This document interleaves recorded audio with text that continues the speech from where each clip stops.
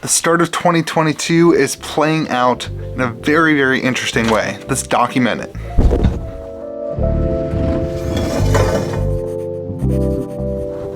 Well, what's up everyone? Welcome back to Kitchen Table TCG. My name is Louie. Hope you're having yourself a fantastic day, that you are enjoying the life of cardboard that many of us all live.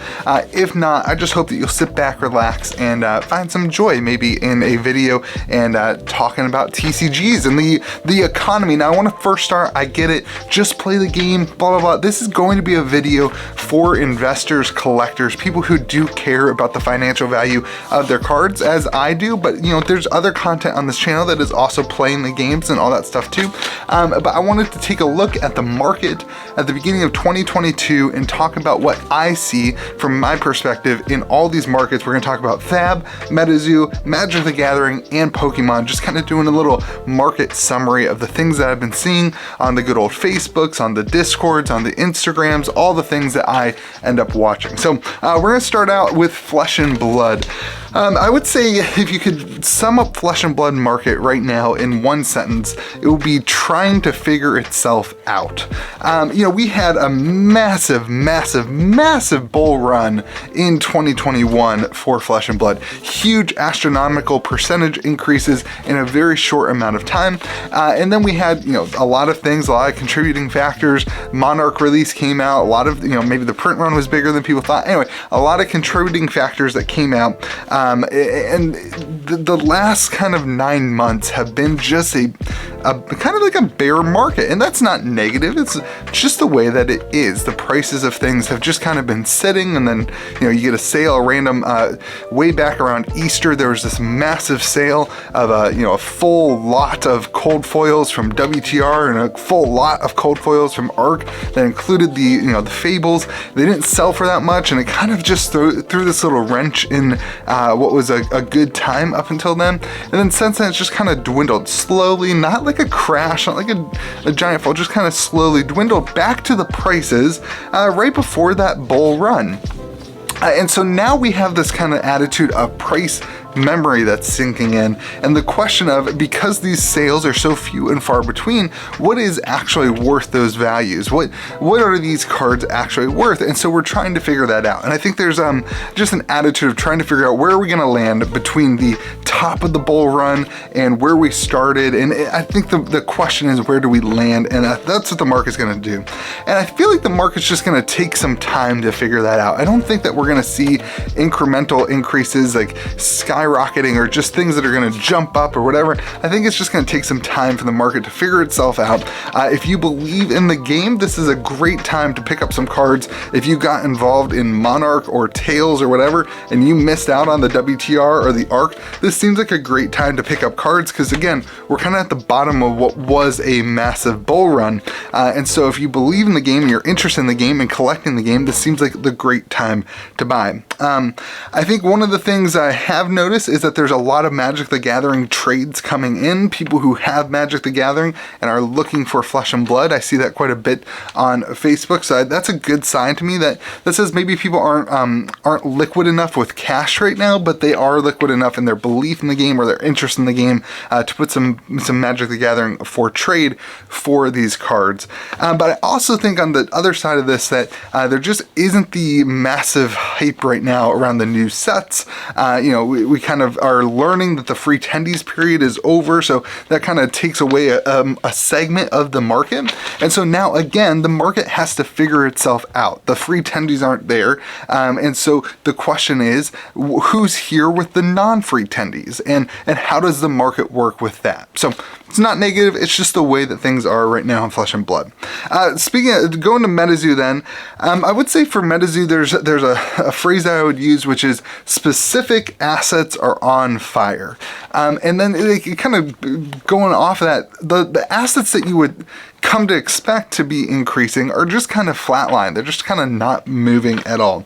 There is currently, don't click away, I'm just the news. There is currently a huge, massive attention span right now. It may be short, I don't know, but on the NFTs, there's this past weekend, there's been a large volume of sales. There are people completing their full sets of the coins. I believe they've said it's going to be limited to 50 coins, 50 full sets. So there's just a massive kind of run towards those coins and the utility of them. They just released the utility, so a lot of attention on those, as well as the Genesis NFTs. There's some high-end people who have been purchasing Genesis NFTs, as well as the coins. Matt Kalish, who is somebody who works alongside of Gary Vee, has been talking about the Metazoo NFTs. So I think he has been buying Metazoo NFTs. So there's a lot of interest in that section of the market, as well as the utility of those coins. And here's the question I have: is will that money, the people who owned coins or owned the NFTs and now are selling them for a high amount of Ethereum, will that money float into these things that we thought were going to be the more classic assets of a trading card game, like Kickstarter boxes, like first edition boxes? Nightfall has kind of just sat at the $170 to $200 range. Distribution just released a kit that was like a Nightfall kit, and I think that has a lot to do with it. It's still, one of the things I always say about Nightfall is it never saw this kind of astronomical increase where it went way up to $300 of presale or $400 of presale. It was pretty much readily available from stores that were honoring the MSRP price. So it still has seen some pretty incredible increases over the last 4 months that it's been out.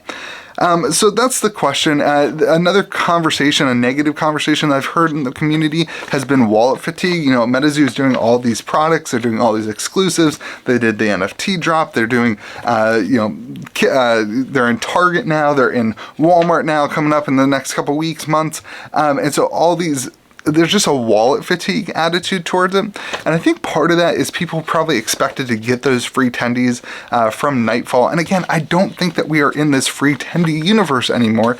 There is definitely money to be made in all these games that we're going to talk about, but I don't think it's the same money that would have been made in 2021 with the kind of stimulus checks, unless we go back to that kind of attitude.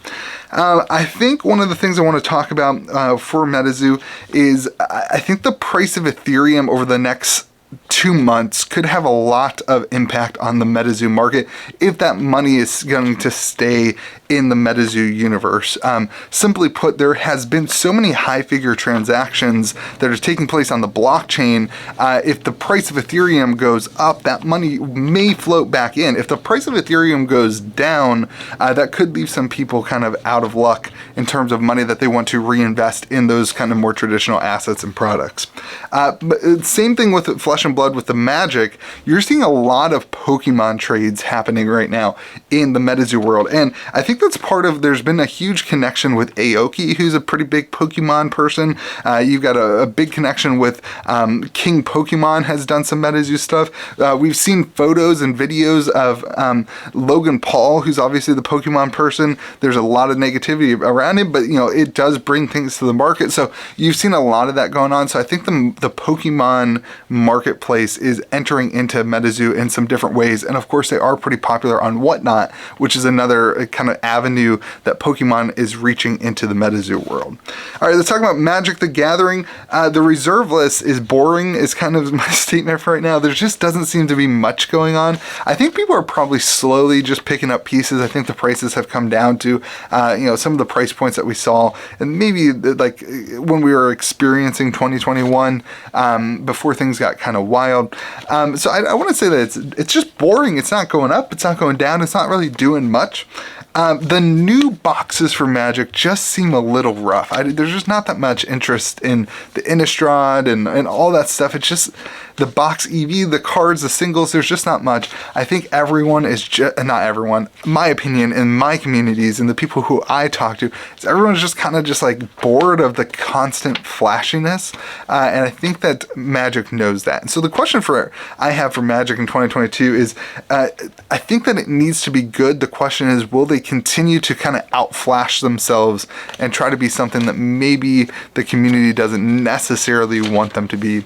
I think the flashy thing has a place, but I think people are starting to look at this and say, okay, it's kind of just a cash grab. That doesn't feel great for the consumer.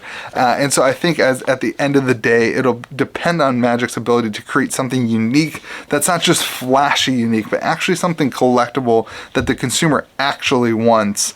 It'll be interesting to see. The roadmap looks really good from Magic in 2022.